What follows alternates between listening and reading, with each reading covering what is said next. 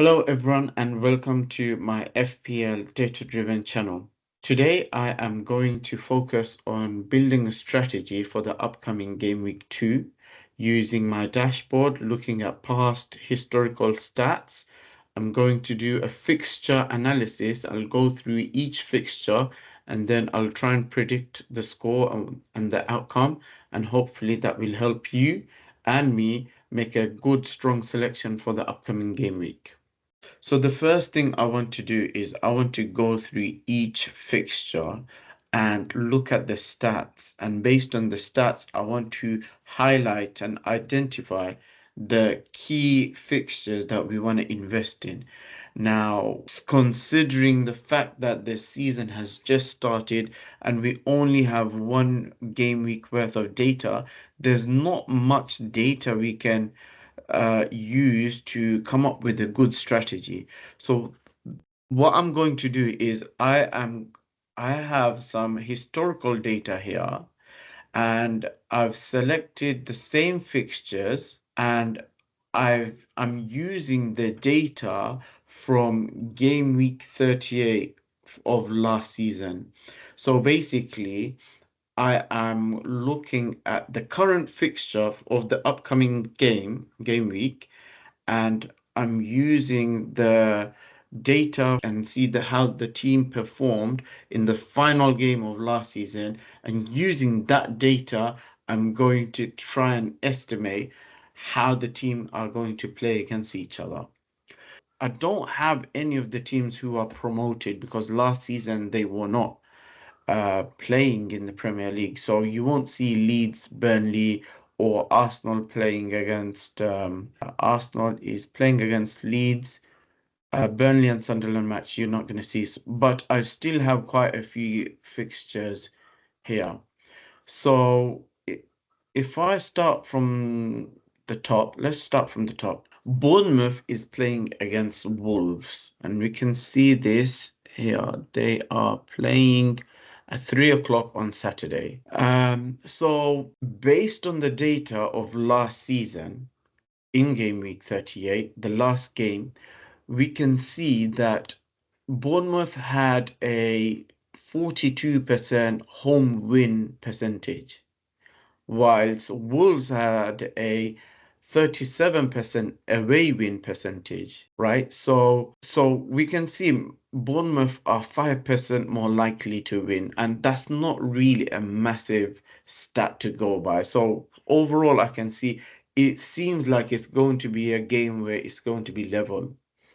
Either teams are not considerably strong. In terms of the points, we can see that there was a 6 league ranking difference between the two teams, and Bournemouth were 6 league rankings higher than Wolves. So that's something interesting to know. At the same time, if we look at the total number of goals scored in the past 3 game weeks, so that's game week 38, 37, and 36, Bournemouth have only scored 3, whilst Wolves have scored 5. In terms of conceding, Wolves have conceded 5 and Bournemouth have conceded 4. So just looking at a quick view, it seems like Wolves are likely to score, but then again, they had Kunha on their team, and they don't have him in their team this season. And at the same time, the fact that Wolves has conceded a lot of goals, and even this season they've conceded a lot of goals, I actually predict Bournemouth to score a couple of goals in this match. And I have, if I look at my team, I've selected Evanilson as my team striker, and I predict he's gonna score. So I've got Evanilson in this match. If we look at the next match, Brentford versus Aston Villa. Now, Brentford, a quick view. Again, we've got a very similar home and away win percentage between the two teams. So it's not significant for me to make a decision based on uh, the, the the win rate. But at the same time, I can see that Brentford has scored 4 goals against 3, but they've conceded 4 goals as well. So by the looks of it, Brentford are most likely to concede. Therefore, I wouldn't invest or I wouldn't select any Brentford defenders or the goalkeeper. At the same time, Aston Villa's haven't had a massive scoring record. And if I look at how they performed this last week, Aston Villa, it was a draw. So they haven't even scored at all.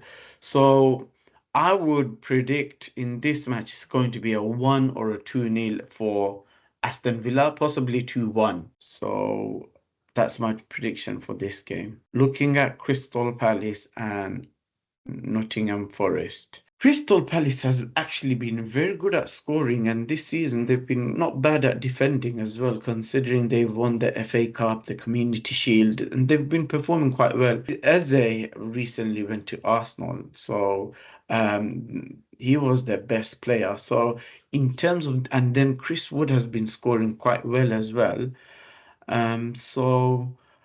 I think would Crystal Palace continue to score as much? That's questionable. Based on last season, they've scored 7 in the past 3 games. Nottingham Forest scored 4. At the same time, Nottingham Forest been really well this season, haven't they? So Nottingham Forest scored 3 goals, and Crystal Palace haven't scored any goals at all this season. So I would predict that this stat has changed. So therefore, I would predict. This one's a difficult one. Nottingham Forest is likely to win. Chris Wood is worth a punt. But again, Crystal Palace's defense is really good as well. So I am in the fence on this one. I don't personally have any players, do I? Let me have a quick look. Team. I don't have any Nottingham Forest or Crystal Palace players. So I don't personally I don't have to worry, but I am interested in Chris Wood, so I may select Chris Wood. Let's see, I haven't done my transfers yet. Looking at Everton Brighton match, okay. So based on the data from last season, Brighton have a 42% away win record, whilst Everton only had a 26% home win record. Scoring, Brighton was smashing in goals last season. They scored 9 goals in the past 3 games. So they have a massive scoring record. At the same time, they've been conceding more than Everton. So Brighton are a team where technically I wouldn't really invest in the defenders or their goalkeepers, but it's worth investing in strikers or midfielders. And that's one of the reasons why I selected Mitoma, and I'm hoping him to score a few or do some assists. So yes, to summarize, avoid Brighton defenders and then again avoid.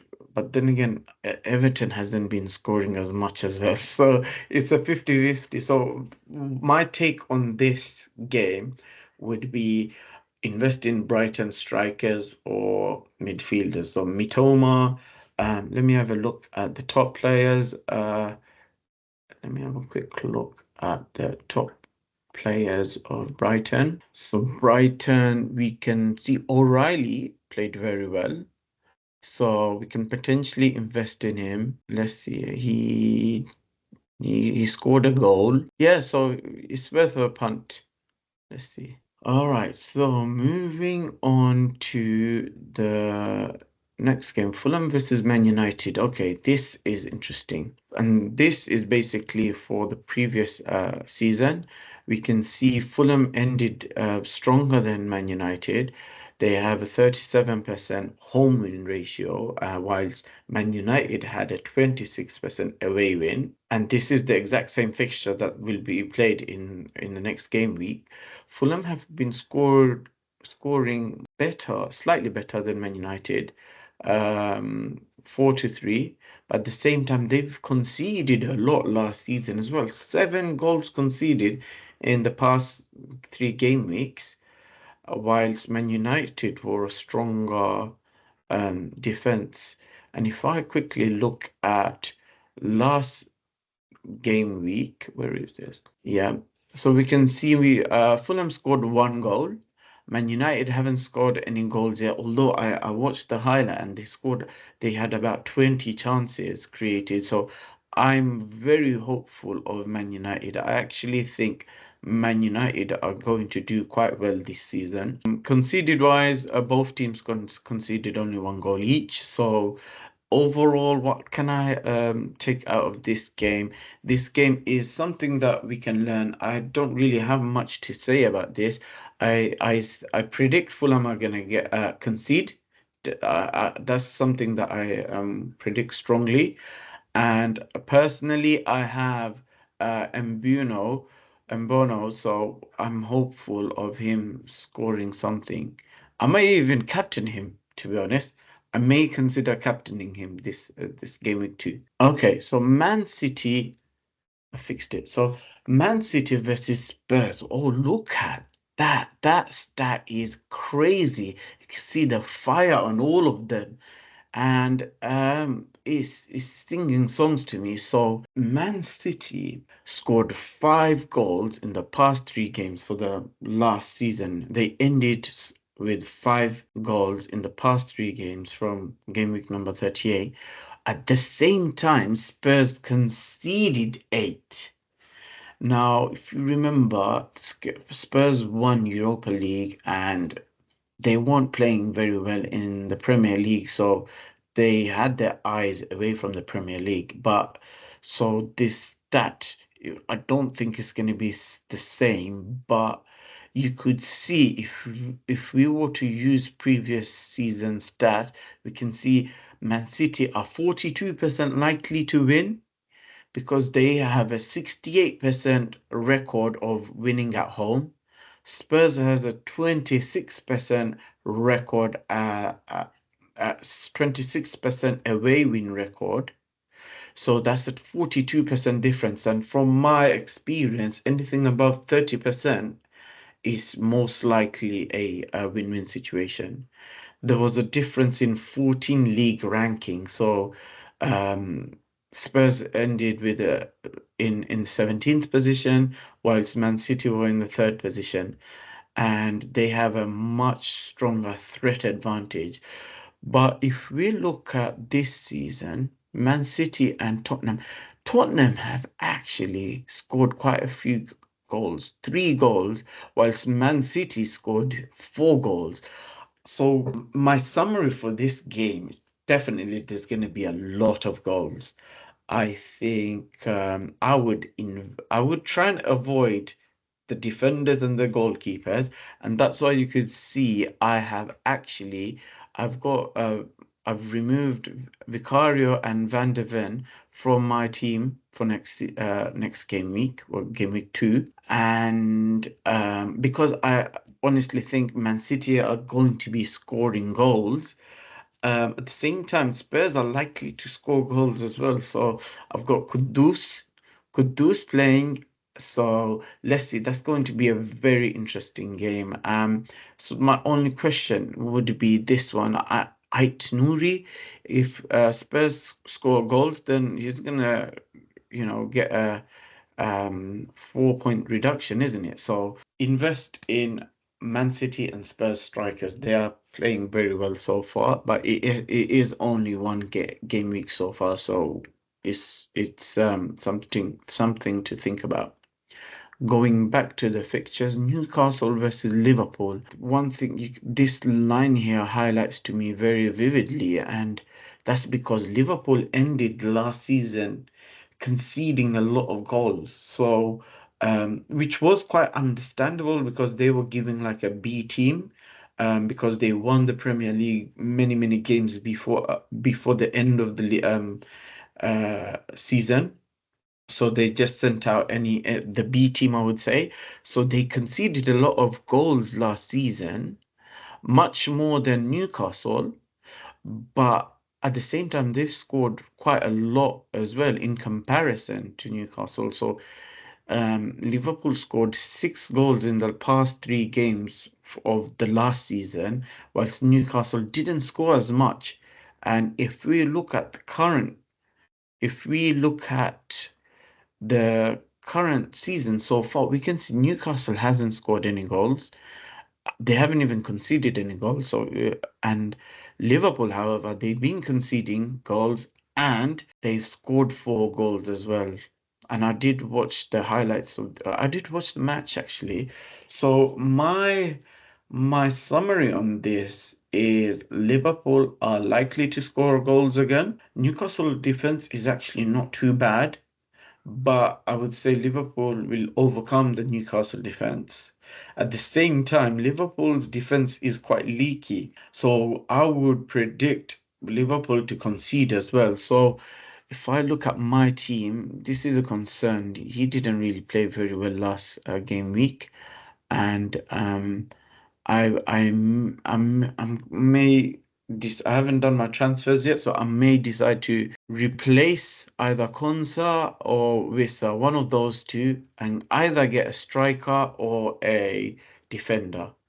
That would be my summary. And the final fixture I want to talk about is West Ham versus Chelsea. Now, looking at it, it shows that West Ham have been actually scoring a lot of goals at the end of last season, more in comparison to Chelsea.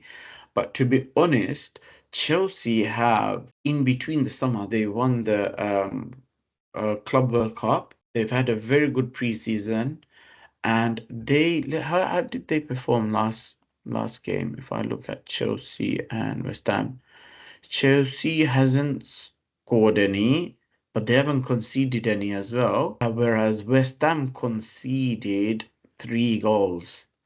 If I look at Chelsea overall they had 8 points. Yeah, overall they seem to be doing okay. West Ham had a really bad poor game week previously. So my prediction from this game would be Chelsea are likely to score.